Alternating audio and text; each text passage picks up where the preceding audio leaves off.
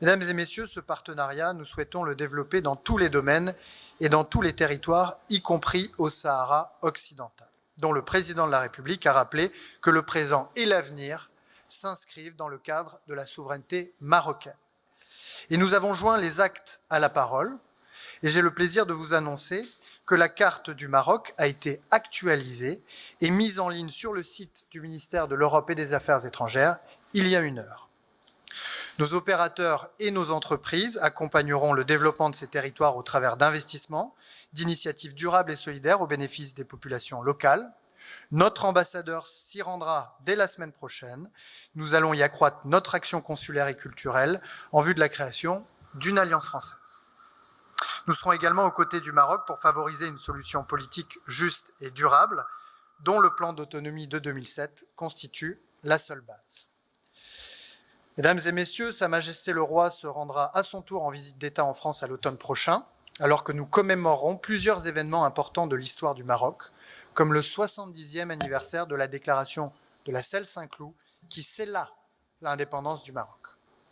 Je compte m'investir pleinement à tes côtés, mon cher Nasser, dans la préparation de cette échéance si importante et pour amener ensemble notre partenariat à une nouvelle dimension. Car, comme l'a dit tout à l'heure le président de la République, nous avons commencé aujourd'hui à écrire un nouveau livre de l'amitié franco-marocaine. Beaucoup de pages de ce livre sont encore blanches.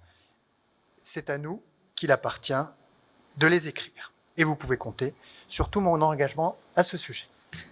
Mon dernier point, c'est sur la question du Sahara marocain.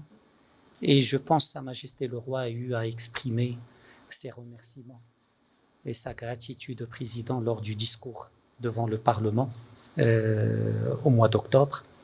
Et les discussions poursuivies entre Sa Majesté le Roi et le président ont permis aujourd'hui d'opérationnaliser des éléments de contenu dans la lettre du 30 juillet. Aujourd'hui, il y a eu la carte qui a évolué et qui reflète cette nouvelle position et qui est inscrite qui est insérée dans le site officiel du Quai d'Orsay. C'est un élément important. L'élargissement de la circonscription consulaire pour couvrir le Sahara est un autre élément.